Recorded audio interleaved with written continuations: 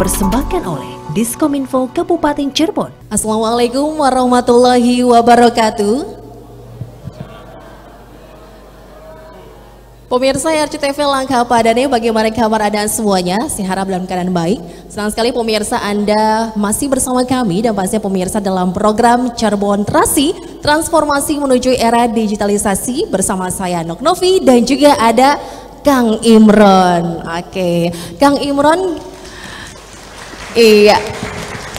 Gimana kabarnya Kang Imron? Alhamdulillah baik, sehat. Oke, udah lama kita nggak ngobrol-ngobrol di Cirebon Trasi Kang Imron ya? Baru sekarang ketemu lagi. Ketemu lagi, baiklah. Dan untuk tema kita di Cirebon Trasi kali ini adalah kajian merger sekolah negeri dalam satu hamparan. Waduh, ini kita juga kebetulan ngomongin soal pendidikan. Kita hadir juga di sini Kang Imron, ada koordinator wilayah pendidikan, ada juga para pengawas, kepala SD dan juga SMP, dan juga ini ada adik-adik dari SMP Negeri 1 Kedaung, Kang Imron. Oke, malah nih tepuk tangannya nih Bapak Ibu dan adik-adik semua. Terima kasih sudah berpartisipasi di Cirebon Trasi kali ini. Oke, untuk kali ini Kang Imron ngomongin soal pendidikan kayaknya nggak lengkap kalau kita tidak menghadirkan Kepala Dinas Pendidikan Kabupaten Cirebon. Betul ya Kang ya? Oke, ada siapa saja nih Kang? Oke, untuk kesempatan kali ini ada Pak Kadis di sini ya. Ada Bapak Haji Rodianto SPD MM. Apa kabar Bapak? Alhamdulillah lebih baik. Terima kasih Bapak sudah hadir. Terima kasih. Kemudian Kang Imron, di sebelah Kang Imron ada Bapak Arif Nuruddin MT selaku Rektor UMC dan juga pengamat pendidikan kita. Terima kasih Bapak sudah hadir. Dan kemudian satu lagi pemirsa CTV ada Ketua Dewan Pendidikan Kabupaten Cirebon, Bapak Aceng Sudarman SH. Apa kabar nih Pak Aceng? Terima kasih Bapak sudah hadir. Sehat ya Pak? Alhamdulillah. Alhamdulillah. Pastinya hadir di sini kita doakan dalam keadaan sehat walafiat. Oke, Kang Imron, seperti yang kita ketahui Kang, ini di Kabupaten Cirebon ada rencana untuk melakukan penggabungan sekolah negeri. Oke, betul ya Kang ya? Sekolah dasar negeri ya, baiklah. Kang Imron ini sebagai kepala daerah juga ya, ini apa sih pentingnya untuk bisa menggabungkan sekolah dasar negeri di Kabupaten Cirebon, Kang? Ya, jadi di Kabupaten Cirebon ini kami ingin SDM salah satu untuk peningkatan SDM itu dengan salah satu dengan pendidikan. Dan pendidikan ini orang untuk mencari ilmu, dan ilmu inilah yang akan kita diperlukan untuk setiap orang untuk berkiprah, baik untuk membangun kabupaten dan yang lain-lainnya, baik ekonomi itu pun harus dengan ilmu gitu. Barang siapa yang menghendaki ilmu, barang siapa ingin menghendaki dunia, itu harus dengan ilmu. Yang menghendaki akhirat pun harus dengan ilmu. Yang menghendaki keduanya itu pun harus dengan ilmu. Nah, ilmu diantaranya salah satunya dengan pendidikan formal. Di pendidikan formal ini yang di Kabupaten Cirebon, baik itu SD, SMP, dan di tingkat Kabupaten Cirebon, maka kami berharap itu pendidikannya harus memang benar-benar baik. Nah, itulah maka dengan adanya konsep dari Kepala Dinas Pendidikan ini, dengan adanya merger, kami sangat mengapresiasinya. Tapi tentunya nanti itu pun harus ada kajian-kajian secara ilmiah oleh Kang Arif sebagai rektor dan pengamat pendidikan, bagaimana nih manfaatnya plus minusnya tentang masalah dari merger harus dikaji dengan secara baik gitu. Oke, ini atas dasar pertimbangan sangat matang nih Kang Imron sebagai Bupati Cirebon juga nih ya Kang ya. Oke, baik, untuk Dinas Pendidikan Kabupaten Cirebon, apakah ini termasuk terobosan terbarunya nih? Pak Kadis bagaimana nih Pak Roni? Ya, terima kasih. Mohon izin Pak Bupati. Kami melihat bahwa ada beberapa sekolah yang sekarang ini kita lihat di beberapa tempat, ada di 125 tempat. Manovi itu tidak efektif ya dalam pelaksanaan efektivitas, dan mungkin pada saat sekarang ini ada beberapa kendala yang juga kita hadapi bersama, sehingga mungkin program merger sekolah dasar itu atas arahan Pak Bupati untuk bisa dilaksanakan secepatnya, karena ini akan menunjang pada efektivitas, dan mungkin kita sebagai kekurangan kepala sekolah jumlahnya kurang, guru juga kita mengalami kekurangan yang luar biasa, tapi alhamdulillah kemarin Pak Bupati sudah mengalokasikan untuk 4.000 guru P3K. Ini cukup membantu sekali kami Pak Bupati untuk dalam rangka mengatasi kekurangan jumlah guru di sekolah-sekolah dasar khususnya di Kabupaten Cirebon gitu. Oke, Kabupaten Cirebon masih kekurangan guru, Pak. Iya. Bukannya masih banyak juga nih Bapak, mohon maaf ya, tenaga honorer kita nih Pak yang nasibnya memang harus diperjuangkan lagi nih Pak Roni. Tentu kita bersama Pak Bupati, bersama pemerintah Kabupaten Cirebon, kita terus berupaya untuk memperbaiki mutu pendidikan, salah satunya adalah dengan pemenuhan SDM di tingkatan guru untuk jabatan guru di Kabupaten Cirebon. Oke, baik. Ini merger sekolah negeri dalam satu hamparan. Memang ada berapa banyak datanya Pak Kadis? Dari jumlah yang kami dapatkan itu ada sekitar 261 sekolah dasar yang berada di dalam satu hamparan. Itu 261 itu ada di 125 lokasi. Dari 261 itu akan kita eksekusi mulai nanti Oktober sampai dengan proses merger selesai. Kami harapkan di akhir 2023 proses itu bisa terlaksana seluruhnya. Oke, jadi Pak Bupati ini memang wacana ini akan berlangsung tahun ini, harus selesai nih, begitu ya Pak? Kalau target selesai tidak, cuma kita proses secara alami saja.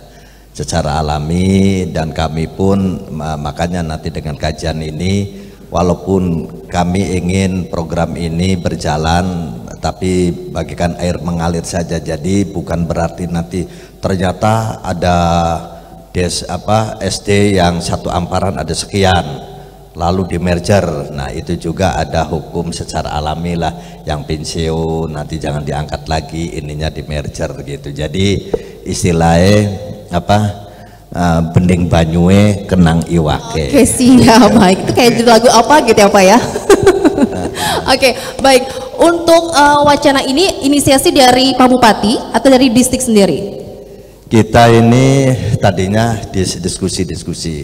Jadi kita tadinya dengan Pak Kadis ini terjun ke daerah, ternyata ada di salah satu SD yang ternyata disekat. Itu disekat, saya tanya kok ini sama-sama SD yang ininya ternyata ngeluh karena jalannya tidak bisa, jalan tembus ke sini tapi harus muter. Loh kenapa? Nah ternyata permasalahan ada saingan gitu ya. Oh, ada persaingan, ada ternyata saingan. Ini jadi memang tidak semua, tapi lalu kita ini dikaji dengan Pak Kadis ini cari manfaatnya. Oh kalau gitu, di samping itu juga dari berbagai faktor. Karena di sini ada yang sedikit, ini ada yang banyak, ternyata ini ada yang bagus, ini yang jelek, padahal kita kan program sama. Nah, lalu itulah kita diskusi dengan Pak Kadis, udah kalau gitu kita bagaimana ini dipilih dan dipilah untuk di merger ini. Oh ini yang memang ada yang kurang baik, ini ternyata ada yang pensiun, kepala sekolah ada yang pensiun 3, ya udah yang di merger 3. Orang yang di merger itu ada pandangan yang memang ada permasalahan itu. Nanti kita bergulir terus gitu sampai program ini berjalan gitu. Oke, berarti masih terus digodok nih ya tentang rencana untuk memerger sekolah dasar negeri. Jadi digodok tapi sambil berjalan. Sambil berjalan. Jadi dipilih dan dipilah gitu, dipilih dan dipilah. Jadi program ini tidak langsung pukul rata kita blek. Jadi ya itulah dengan konsep kenang iwake bening banyue. Jadi kita programnya berjalan. Nah, kepala sekolah SD yang sudah duduk ya jangan berpikir nanti tidak jadi kepala sekolah, jalankan yang bagus gitu. Oke, ini mungkin ada kekhawatiran juga begini ya Bapak Ibu, di sini juga hadir nih ada tenaga pendidikan juga di sini, dan juga pasti ini tidak begitu apa ya, tenang saja ya Kang Imron ya. Saja, ya. Siap. Oke. Kita ke Dewan Pendidikan, Pak Aceng. Pak Aceng, mohon maaf Pak, ini dari apa yang disampaikan, apa pendapat Bapak tentang pelaksanaan program merger sekolah satu hamparan yang dicanangkan oleh Pak Bupati? Ya, untuk khusus Dewan Pendidikan, karena selama ini Dewan Pendidikan selalu diajak bicara oleh Pak Kadis Dan tupoksi Dewan Pendidikan salah satunya memberikan suatu masukan dan pertimbangan, karena diatur oleh peraturan pemerintah nomor 17 tahun 2010. Tupoksi Dewan Pendidikan itu ya memberikan suatu pertimbangan dan masukan, Bu. Dan kalau untuk program merger di Kabupaten Cirebon dengan adanya pertemuan di ruangan ini karena ada suatu kasuistis bahwa PBDB kemarin satu SD hanya satu murid. Ini mencuatnya kan dalam konteks ini bahwa PBDB di Trusmi 3 itu hanya satu murid yang mendaftar. Ini permasalahannya. Dan alhamdulillah ada Pak Bupati, ada Pak Pengamat, ada Kepala Dinas dan stakeholder yang lain bahwa tentang pendidikan ini suatu kepedulian bersama dan tanggung jawab kita bersama, terutama pemerintah daerah. Karena maju mundurnya pendidikan bukan karena Pak Kadis, bukan karena Pak Bupati, bukan pengamat, dan bukan kita selaku ketua dan pendidikan. Semua stakeholder dan masyarakat juga ikut untuk memajukan dunia pendidikan. Betul nggak, Marif?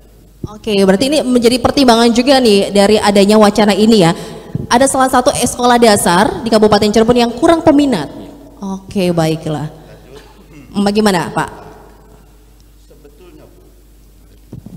Sebetulnya dalam konteks merger ini tidak hanya di saat pemerintahan Pak Bupati dan Kepala Dinasnya Pak Roni saja. Dari Bupati almarhum Pak Dedi, padang nang kuburannya, ampuni segala dosa-dosanya, beliau sudah meninggal, terima amal baiknya. Wacana merger ini sudah ada. Tapi ya itu, apa yang pernah saya katakan, ibarat istilahnya ombak di lautan, anginnya kenceng, ombaknya besar, anginnya landai, ombaknya hilang. Nah, kalau memang dalam hal ini merger ini mau dilakukan, tinggal ketegasan Pak Bupati. Memang secara yuridisnya harus kita tempuh, filosofinya jelas, dan secara sosiologinya juga mengena, Bu. Satu sekolah dalam satu hamparan, ada sebuah rasa kebatinan para stakeholder di situ, ada persaingan secara pribadi individu, dan akhirnya tidak sehat. Dan ini perlu di merger. Karena apa? Jomplang, yang SD 1 besar, yang SD 1 nggak ada murid. Oke. Nah, di sini nih.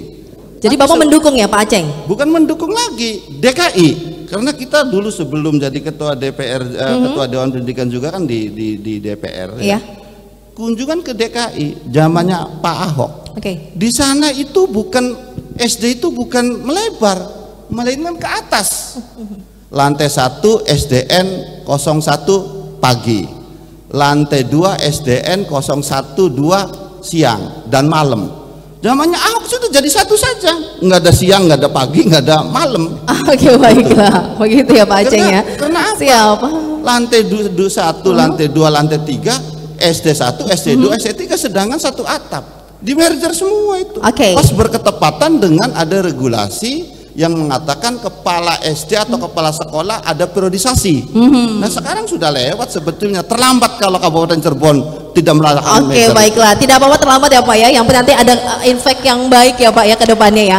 Lalu apa saja aspek-aspek yang harus diperhatikan dalam implementasi kebijakan merger agar pelaksanaan wacana untuk memerger sekolah dasar negeri di Kabupaten Cirebon ini berjalan dengan efektif? Kita akan dengarkan komentar dari Rektor UMC ataupun pengamat pendidikan kita Bapak Arief Nurudin. Tapi usai jeda berikut ditahan dulu Bapak penjelasannya.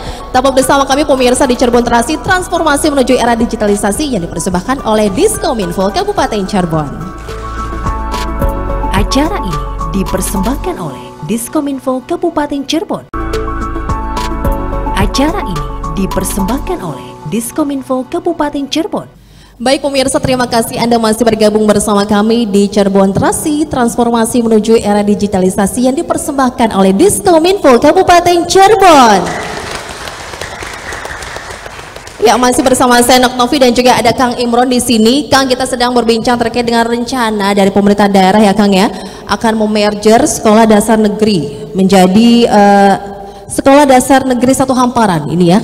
Oke, dan ini banyak manfaat yang akan dirasakan, begitu tadi disampaikan. Nah, dari pengamat pendidikan kita selaku Rektor UMC juga, oke, Pak Arief, aspek-aspek apa saja sih Pak yang harus diperhatikan nih dalam implementasi kebijakan merger ini agar bisa berjalan dengan lancar, efektif juga nih, Bangga? Iya, Mbak Presenter yang saya hormati ini Pak Imron. Jadi dari kacamata pengamat memang yang pertama adalah regulasi ya. Regulasi saya melihat sudah ada perbubnya ya Pak Bupati ya. Saya sudah melihat perbubnya di situ. Kemudian kajian akademiknya. Nah ini kebetulan juga Universitas Muhammadiyah Cirebon ini juga kemarin diminta tolong sama Pak Kadis untuk membuat kajian akademiknya. Nah ini tentunya kajian akademik ini banyak sekali hal-hal yang harus diperhatikan, termasuk kajian dari politik pendidikan ya. Politik pendidikan itu ada pilihan, choice ya, kemudian ada kualitas, kemudian ada efisiensi, dan juga ada kesetaraan ya. Nah pilihan ini, pilihan merger ini mau tidak mau seperti apa, kenapa harus merger, nah itu kita kaji dalam kajian akademik kita itu. Kemudian kalau efisiensi jelas ya, efisiensi, cuman efisiensi ini juga efisien dalam hal yang mana ya. Efisien dalam sisi ekonomi mungkin efisien, tapi untuk akuntabilitasnya, nah itu harus dibuktikan juga dengan efisiensi secara akuntabilitasnya. Jadi semua apa yang menjadi tujuan itu semuanya dapat diperoleh dengan maksimal. Kemudian tadi yang masalah kualitas, nah kualitas juga tentunya kualitas adanya merger ini juga dari kualitas SDM juga nantinya akan menjadi lebih meningkat, lebih terdistribusi, lebih merata dan lain sebagainya. Dan yang terakhir ada dari kesetaraan ya. Kesetaraan ini kan bagaimana memang ini kesetaraan ini yang tadi Pak Bupati Imron beliau katakan ya, distribusinya berdasarkan apa untuk memindahkan itu. Jangan sampai ada kepala sekolah yang tadinya jadi kepala sekolah kemudian tidak menjadi kepala sekolah dan lain sebagainya. Nah ini harus mempertimbangkan aspek-aspek tersebut. Dan juga kesetaraan ini juga ada aspek sosialnya ya. Jadi dengan kajian-kajian kita lewat dengan melalui aparat desa ya, kemudian dengan melibatkan guru. Tidak bisa Pak Kadis itu hanya memanggil kepala sekolahnya saja untuk diajak ngobrol, harus diajak ngobrol para gurunya, kemudian orang tua siswanya, kemudian di situ ada aparat desanya ya, semuanya diajak ngobrol. Oke, kalau Pak Aceh sendiri ini Pak Arief sendiri mendukung Pak dengan adanya wacana ini?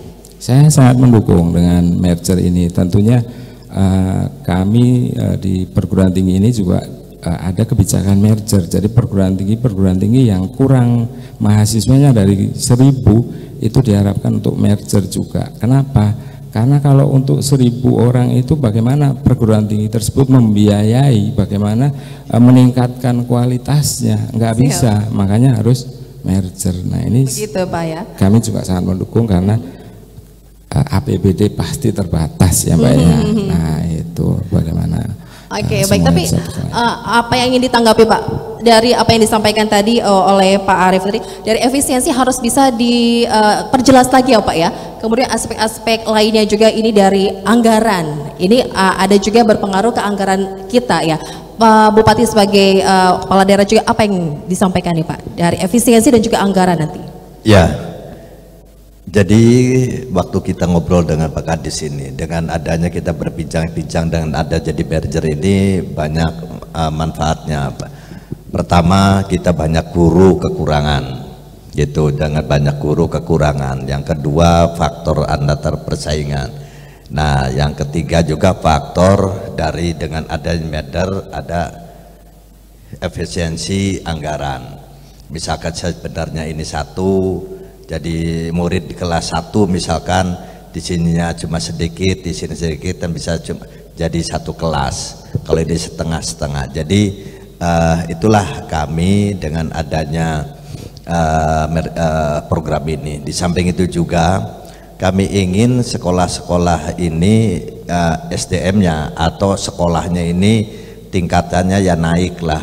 Jadi istilahnya kalau dulu mah ada sekolah favorit. Jadi kami dengan adanya situasi sekarang ini, zaman globalisasi ini, kita ingin bahwa pendidikan ini antara kampung kota itu kita ingin sama jadi rata, gitu. Dari mutunya gitu, karena sekarang orang kampung pun bisa melihat, bisa mengetahui apa yang ada di kota atau ada yang di yang di luar.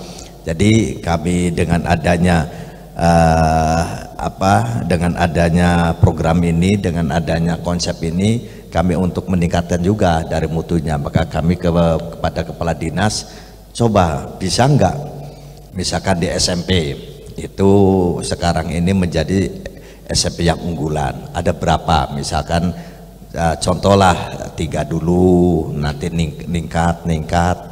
Nah, di samping itu juga nanti anggarannya apa sih supaya meningkatkan grade dari sekolah itu. Jadi sekolah unggulan misalkan ada Cirebon Timur, Cirebon Tengah, Cirebon Barat.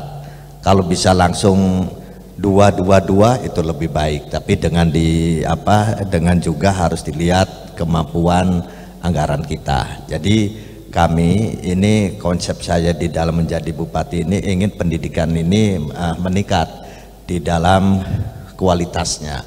Tapi itu juga harus di backup oleh kepala dinas dan oleh para guru-gurunya.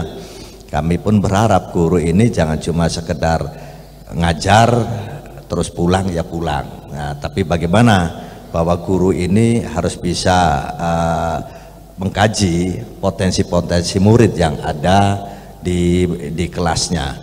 Karena kalau kita lihat ini, Allah menciptakan manusia, itu Allah akan memberikan anak ini potensinya juga hambatannya. Nah, yang orang ini akan bisa, potensi ini akan bisa menjadi manfaat, itu ada 2 faktor paling utama, yaitu guru dan orang tuanya.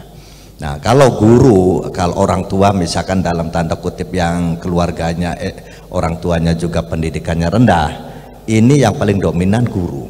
Guru ini harus tahu, oh ini anak ini potensinya ini, maka harus digemblengnya ini, oh anak ini. Nah, inilah guru itu harus bisa merubah pola pikir anak-anak itu. Sekarang zamannya lain.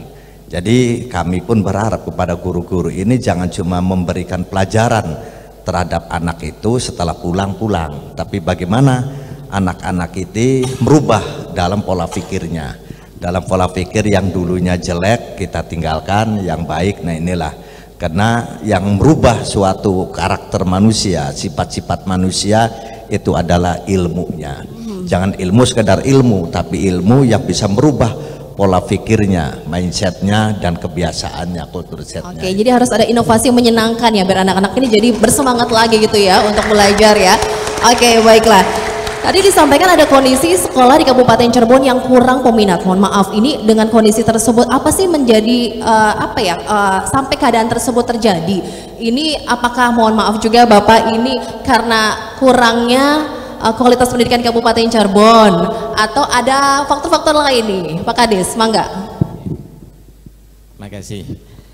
Terkait dengan tidak imbangnya ya sekolah-sekolah yang berada dalam kondisi kurang siswa, itu diawali dari memang kondisi sekolah.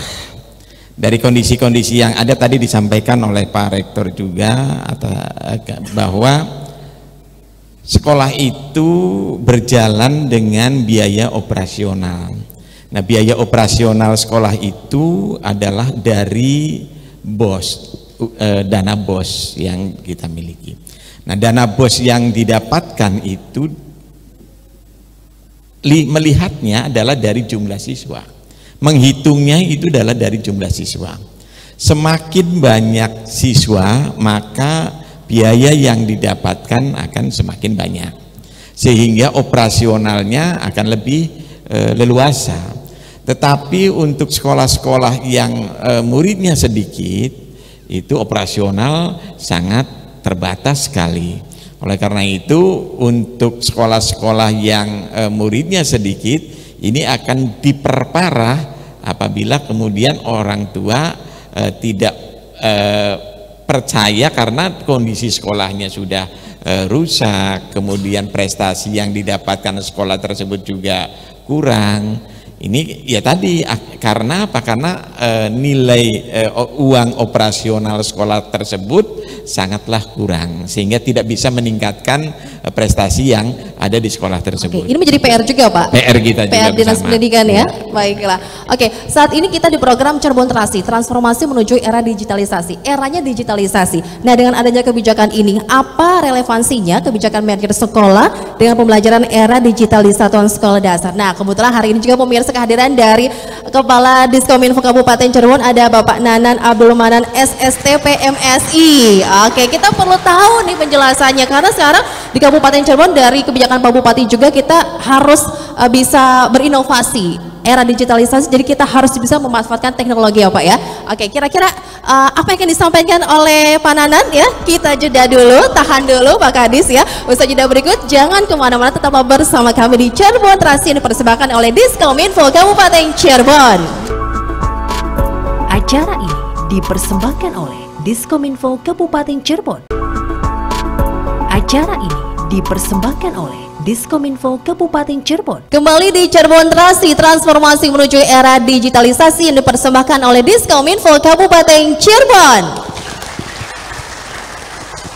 Baik, tema kita pada kesempatan kali ini adalah kajian merger sekolah negeri dalam satuan hamparan. Oke, kita menunggu nih penjelasan dari Pak Nanan selaku Kepala Diskominfo Kabupaten Cirebon terkait dengan relevansinya Pak, hubungannya Pak dengan adanya era digitalisasi saat ini, kebijakan merger sekolah dalam satu hamparan ini seperti apa sih Pak Nanan? Mangga Pak.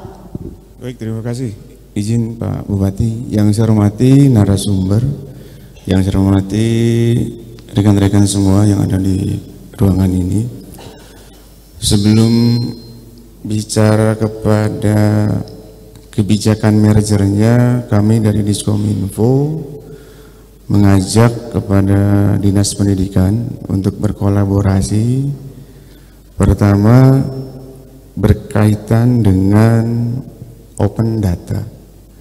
Open data ini kami berharap Dinas Pendidikan bisa memberikan data kepada kami di Diskominfo, mengupdate data, sehingga nanti dari data yang diterima dari Dinas Pendidikan, apabila dikaitkan dengan merger, bagaimana ke depan kebijakan merger ini dihasilkan dari data yang berkualitas.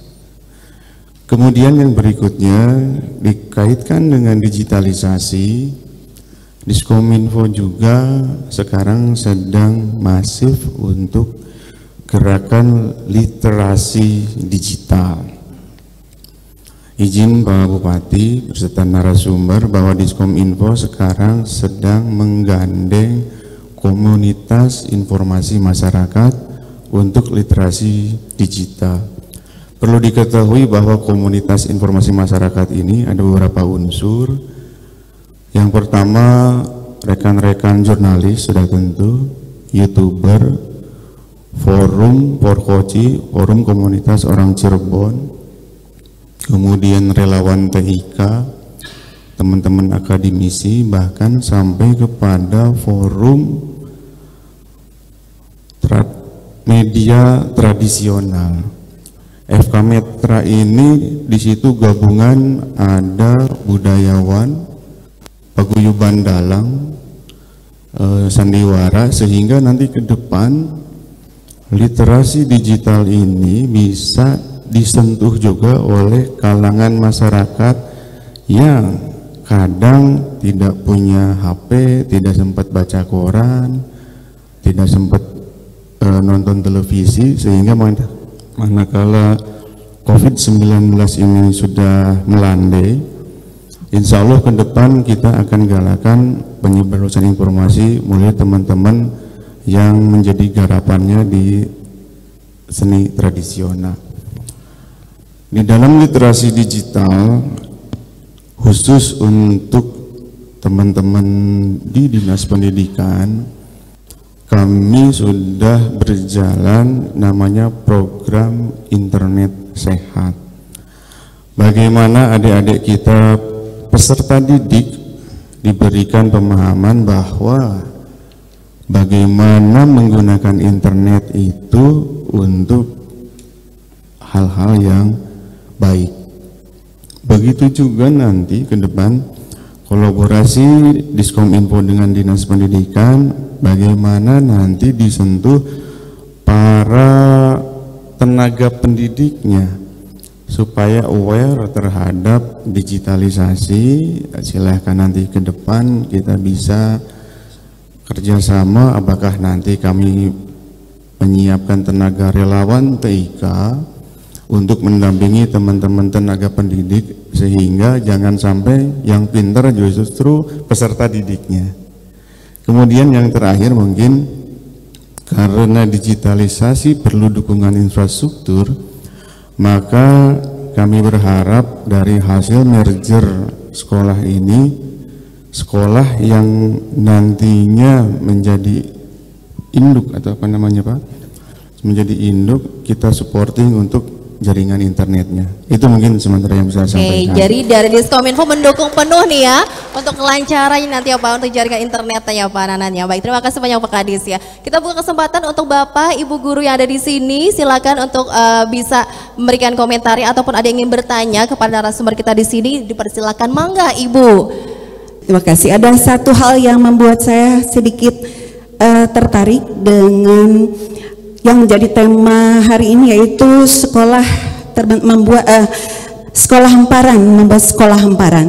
Mungkin saya dulu mengenal dengan istilah sekolah satu atap atau satap, tapi mungkin perbedaannya kalau dalam satu atap itu terdiri dari beberapa jenjang, ada SD, SMP, SMA.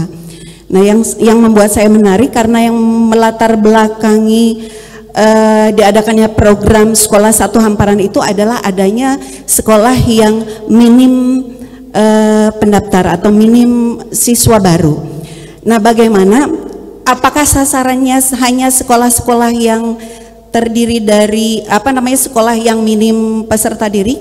Bagaimana kalau misalkan dalam satu wilayah itu terdiri dari ada satu atau dua sekolah yang memang notabene pesertanya banyak, seperti contohnya di yang saya tahu Kedung Jaya 1 itu, SD Kedung Jaya 1 itu SD 1, SD 2 itu peserta didiknya banyak.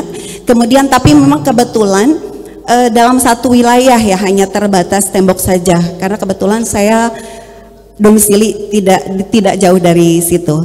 Kemudian satu, yang kedua, apakah secara lokasi yang akan dijadikan sekolah satu hamparan itu jadi pertimbangan? Misalkan di sekolah SDA, misalkan taruhlah sekolah Cirebon A, sekolah Cirebon 1 ada di posisi agak jauh, kemudian sekolah di SD Cirebon 2 misalkan agak jauh, apakah bisa dijadikan satu hamparan? Oke, silakan ditanggapi oleh Pak Kadis. Mangga Pak Roni. Izin Mbak Bupati. Terima kasih Bu Ayu yang telah memberikan pertanyaan kepada kita. Yang pertama tentang sekolah tadi, apakah hanya terbatas pada sekolah-sekolah yang jumlahnya sedikit dan banyak? Kita latar belakang dulu, bahwa latar belakang kita memerger SD satu hamparan itu diantaranya adalah kita kekurangan jumlah kepala sekolah. Kepala sekolah itu kita setiap tahun kekurangan yang pensiun Pak Bupati untuk Kabupaten Cirebon tiap tahun itu hampir 100 orang itu yang akan pensiun.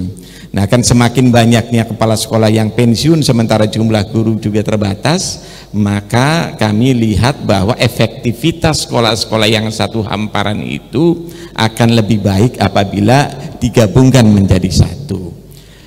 SD Kedung Jaya 1, 2 itu memang muridnya luar biasa, yang satu 300, yang satunya 250. Ketika itu digabung menjadi 600 orang, itu satu hamparan. Tetapi di dalam pelaksanaan manajemen sekolah di sana itu saya melihat kurang baik. Dalam satu komplek, misalnya dalam satu komplek itu catnya berbeda-beda, antara 1 dan 2 berbeda. Kemudian yang kedua, ada hal yang tidak diurus ketika itu menjadi kewajiban berdua. Sebagai contoh Kedung Jaya Pak, pagernya itu enggak ada SD 1, enggak mau, itu SD 2 juga tidak memperhatikan, karena itu kapiran kata orang Cirebon. SD 2 yang menyerahkan ke SD 1, SD 1-nya masa saya saja. Jadi itu hal. Nah, itu kami lihat akan lebih baik ketika itu di merger. Dan tadi Pak Bupati sudah menjelaskan sendiri bahwa ada penyekatan di SD Kedung Jaya 1, 2 juga terjadi penyekatan, meskipun penyekatannya temboknya kecil sedikit ya, tetapi itu juga disekat. Nah, ketika nanti itu SD yang besar itu dijadikan sebuah sekolah yang tadi disampaikan oleh Pak Bupati, beliau menginginkan ada sekolah-sekolah unggulan di Kabupaten Cirebon, dengan bersatunya SD yang besar-besar tersebut menjadi muridnya yang luar biasa. Ketika dimanage dengan baik, maka kami harapkan sekolah-sekolah yang demikian itu dapat menelurkan prestasi-prestasi yang luar biasa. Jadi kami tidak hanya beranggapan pada sekolah yang timpang jumlah siswanya, tetapi juga kami ingin merger ini dapat meningkatkan mutu sekolah-sekolah yang tadi jumlahnya luar biasa. Kemudian ada pertanyaan, apakah kepala SD mampu untuk memimpin sekolah yang jumlahnya besar? Saya yakin mampu. Karena apa? Kepala SD sekarang setara dengan SMP, semuanya sudah S1, sehingga saya yakin mampu untuk memanage sekolah itu. Demikian Pak. Kemudian dengan mekanisme Pak, tadi Pak dengan lokasi-lokasinya itu bagaimana Pak Kadis? Gimana? Untuk lokasi yang akan di merger itu Pak? Ya, untuk sekolah-sekolah yang jauh, ini Pak Bupati sudah memberikan arahan ke kami bahwa ketika sekolah jauh itu jangan merugikan rakyat. Kita harus mendekatkan pelayanan kepada masyarakat. Ketika sekolah itu jauh, kemudian masyarakatnya harus menggunakan kendaraan apabila harus diantar oleh orang tuanya, ini merepotkan. Untuk sekolah-sekolah yang letaknya berjauhan, kami nanti akan menganalisa terlebih dahulu. Ketika itu dianggap bagus dan meminta persetujuan dari masyarakat sekitar, karena mau tidak mau masyarakat mau tidak disekolahkan ke agak jauh. Ketika itu tidak disetujui, mungkin konsep lain akan kami bikin, misalnya dengan menggunakan konsep kelas jauh. Artinya kelasnya ada di sana, sekolahnya di sana, tetapi sekolah anak-anak sekolah itu tetap berada di situ sehingga tidak merepotkan orang tua.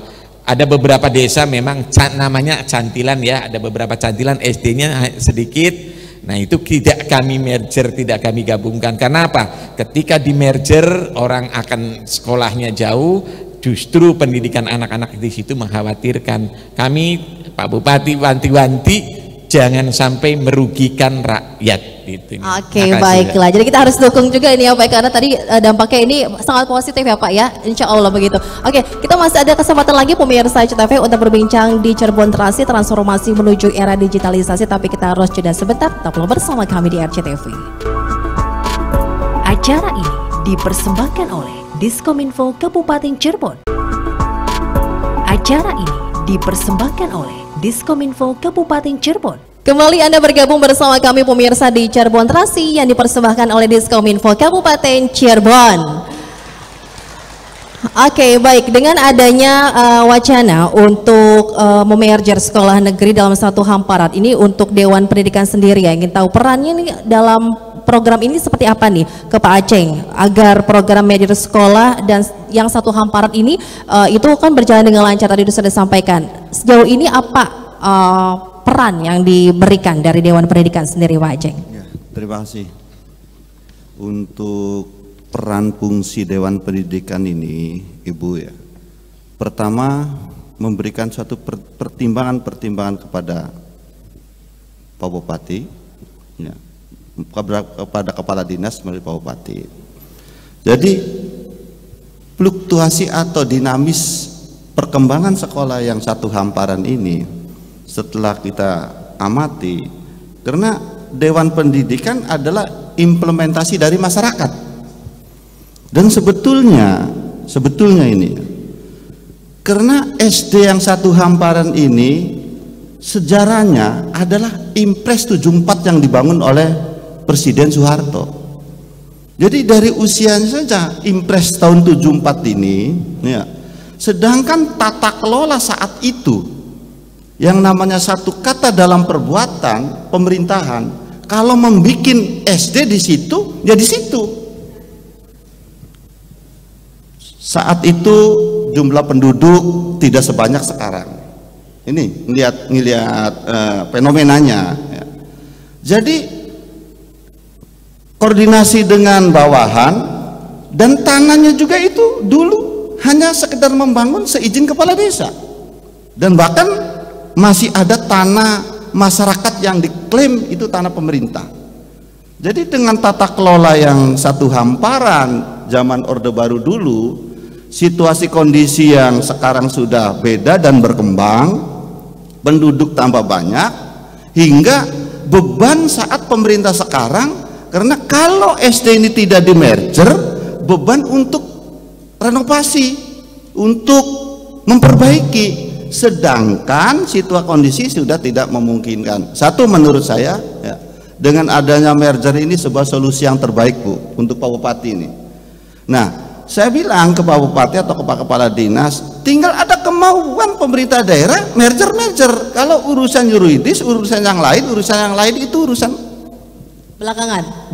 Oke, baiklah. Demi punten Ibu ya, karena dunia pendidikan ini pemerintah sudah mengeluarkan Undang-Undang 16 tahun 2003 nomor 10 itu sudah memberikan suatu kewenangan yang luar biasa untuk pemerintah daerah dengan anggaran yang sudah tidak terbatas.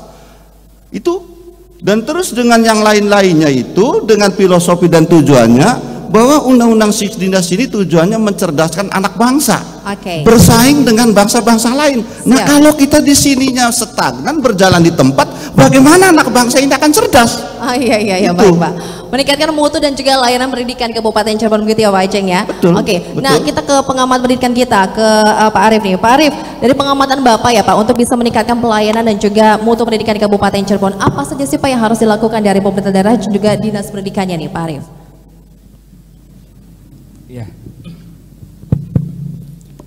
Ya, tentunya banyak hal PR sebagai pengamat pendidikan.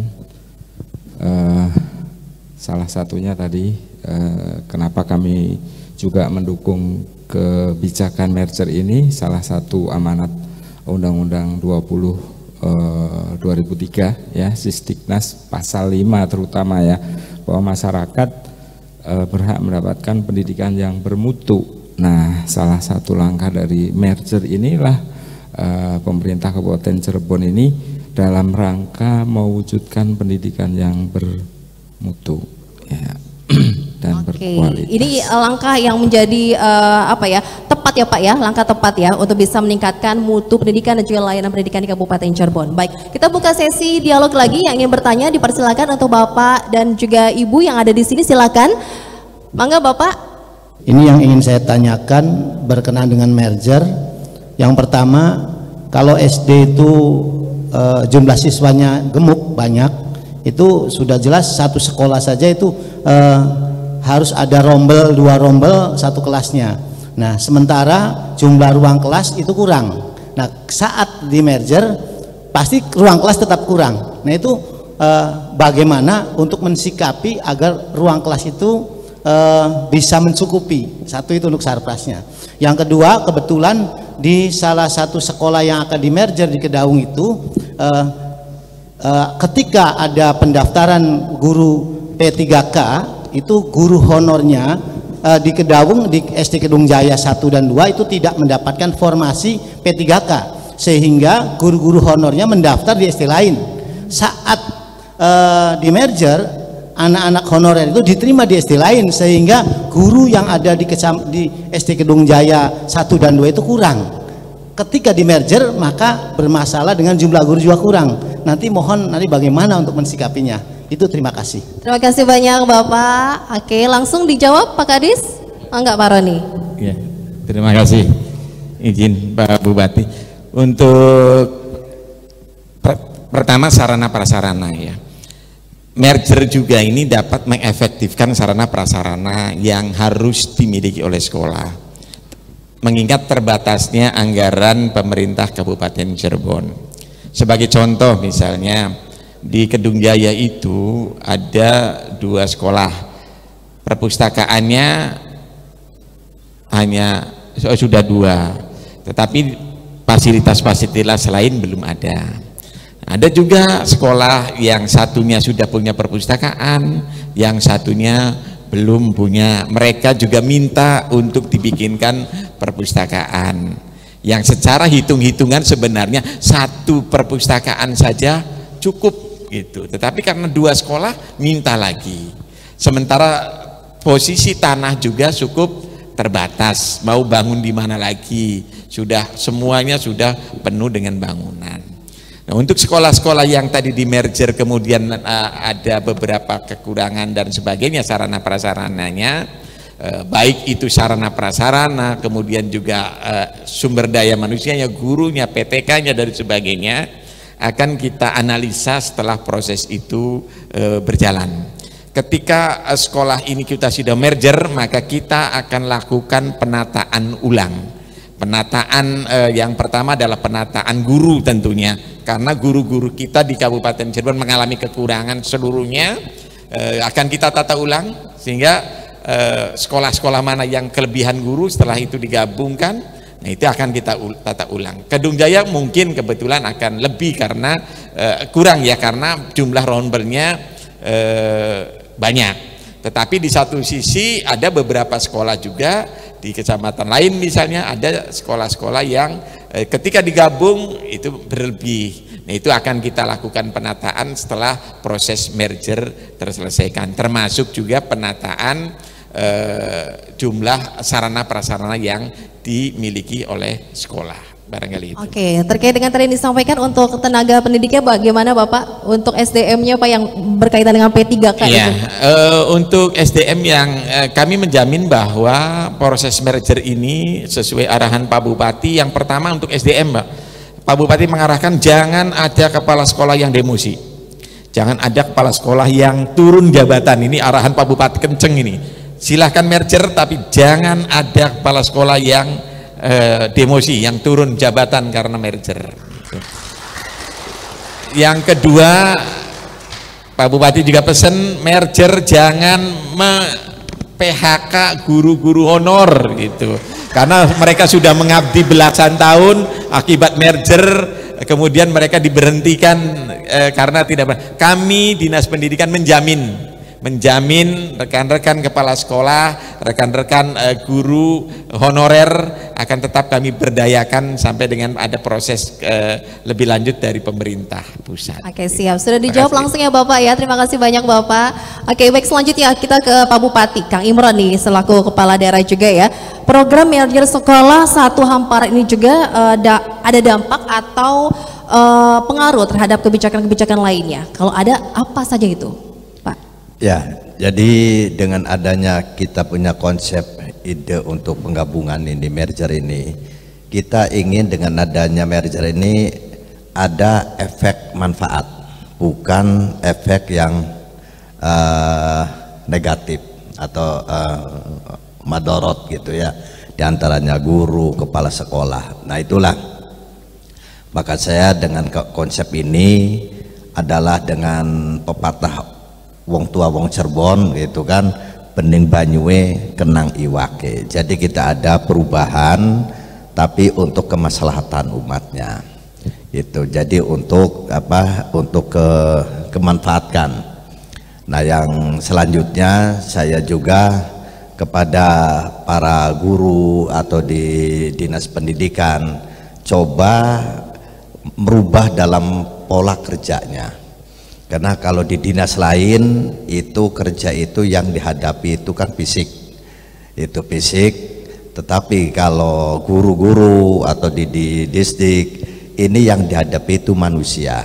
Maka harus ada para guru atau di dinas ini yang selalu membaca bagaimana keadaan situasi pada saat sekarang. Nah, inilah kita jangan sampai ketinggalan. Maka di dunia pendidikan itu yang ada itu tidak ada yang abadi ini adalah perubahan, merubah bagaimana mindset anak-anak kita, bagaimana persaingan untuk pendidikan kita, nah untuk supaya SDM-nya naik. Jadi nah guru pun sekarang dengan adanya konsep belajar merdeka gitu, belajar merdeka ini bahwa kalau ada murid yang mempunyai konsep itu yang berbeda dengan gurunya, guru ini jangan lalu menghakimi murid itu, tetapi murid itu konsepnya ternyata bagus, ya kita guru pun harus harus merubah juga. Maka guru ini harus sering belajar juga. Kalau guru atau sekolah ini atau di distrik nggak pernah membaca lagi, dianggapnya kebenarnya itu dia pada waktu dulu, pada sekarang sudah ada perubahan. Nah inilah kami berharap bahwa konsep dari pemerintah pun dengan belajar merdeka ini artinya bahwa guru-guru ini menggali potensi yang ada di murid-murid itu supaya berkemajuan, dan harus ada keberanian, bahkan harus berani kalau guru ini salah atau tidak tepat gitu. Misalkan bahwa kita di sekolah harus membuang sampah pada tempatnya, nah ternyata ada guru yang membuang sampah nggak tempatnya, murid harus berani menegurnya. Itulah itu. Jadi kira-kira berani nggak nih ya adik-adik kita nih di belakang gitu ya? Jadi takut dimarahin balik nanti Pak. Itu jadi saya waktu COVID tahun kemarin itu kan ternyata ada anak yang begitu saya cek pas ngobrol-ngobrol gitu, ada yang anak itu kreatif, tapi pada waktu itu oleh gurunya dianggapnya salah. Jadi pada waktu itu dia tanya, sekarang itu rukun Islam ada berapa? Nah ternyata si anak itu tanya ada 4 gitu kan. Nah ternyata oleh guru disalahin. Jadi kita guru ini jangan lalu harus nyalain, coba apa gitu kan. Nah, coba apa 4 itu? Sadat, sholat, zakat, puasa gitu. Ternyata kok tidak ada. Pergi hajinya, katanya pergi hajinya ditutup kan gitu. Karena pandemi apa ya. Jadi itulah contoh-contoh anak-anak yang kreatif, guru ini lalu jangan mengantisipasi menutup diri lalu nyalahkan. Maka itulah kami berharap kepada kepala dinas pendidikan beserta jajaran dan para guru di sekolah ini harus bisa menggali anak-anak kita ini, karena anak-anak kita ini yang punya potensi lalu tidak digali nanti akan ketinggalan terus. Oke, sepakat gitu. ya Bapak Ibu guru ada di sini ya. Oke, banyak program dan juga rencana yang dilakukan oleh Dinas Pendidikan di Kabupaten Cirebon terkait dengan rencana untuk memerger sekolah dasar negeri ya Pak ya. Gasturan ya Pak. Oke, Gasturan, kemudian juga dalam memfokuskan untuk program Kemendikbudristek yang Merdeka Belajar itu, dan masih banyak lagi ya Pak ya, meningkatkan mutu dan juga pelayanan pendidikan di Kabupaten Cirebon. Oke, ini ingin tahu dari pengamat pendidikan dan juga dari Dewan Pendidikan sendiri ya, harapannya bagaimana sih? Kita ke Pak Aceng dulu, mangga Pak. Dengan adanya obrolan kita pada kesempatan kali ini, Bapak mengharapkan seperti apa sih Pak ke depannya untuk kualitas mutu pendidikan di Kabupaten Cirebon? Pertama, pemerintah sudah melaksanakan reformasi birokrasi. Reformasi birokrasi. Kedua, sudah melaksanakan reformasi mental. Nah, ketiga, Pak Bupati dan Kepala Dinas harus tegas kepada struktur dinas yang dibidangi, khususnya dinas pendidikan. Kalau tidak ada ketegasan Pak Bupati dan Kepala Dinas, ya kita tidak berjalan, ya kita berjalan setempat lagi, Bu. Itu harapan saya itu. Dan disupport oleh semua komponen masyarakat. Terima kasih. Oke, lebih tegas lagi Pak Bupati. Harus bagaimana tegas ya Pak ya?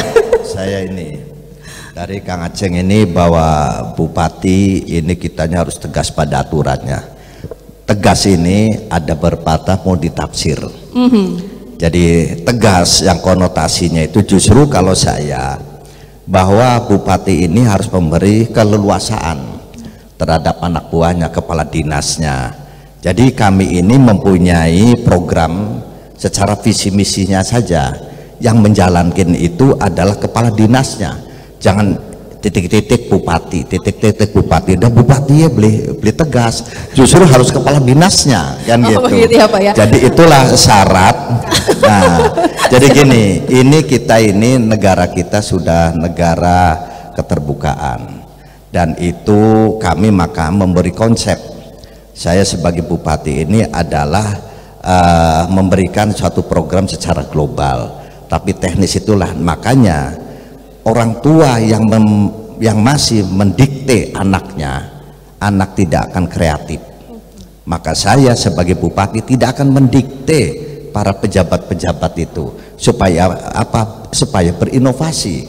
Pribe carae bahwa Cirebon sekolahe maju, anaknya kreatif, pribe carae ya kepala dinas bagi guru-guru kan bisa diberi keleluasan ya Pak untuk berinovasi agar target tercapai bahkan lebih ya Pak ya untuk dampaknya nanti ya Pak Bupati ya. Oke, kita ke Pak Arief. Pak Arief, apa yang ingin harapan Bapak seperti apa Pak dengan adanya obrolan kita pada kesempatan kali ini dengan rencana Pak Bupati melalui dinas pendidikannya, mutu pendidikan kita yang sebenarnya masih perlu harus lebih ditingkatkan lagi. Mangga, bagaimana dari pengamat pendidikan kita?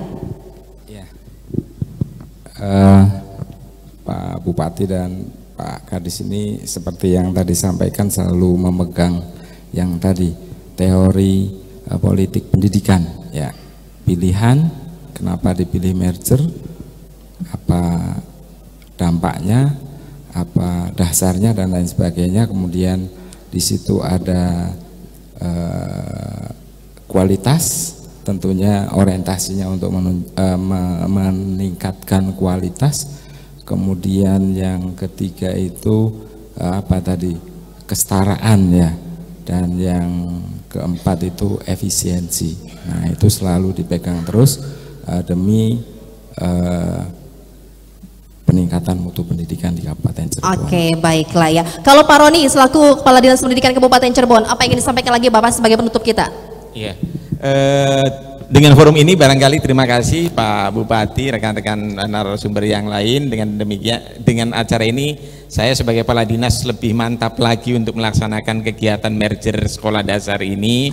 Mohon dukungan, mohon Pak Bupati dan sebagainya. Insya Allah Pak Bupati, kita akan eksekusi sebagai percontohan.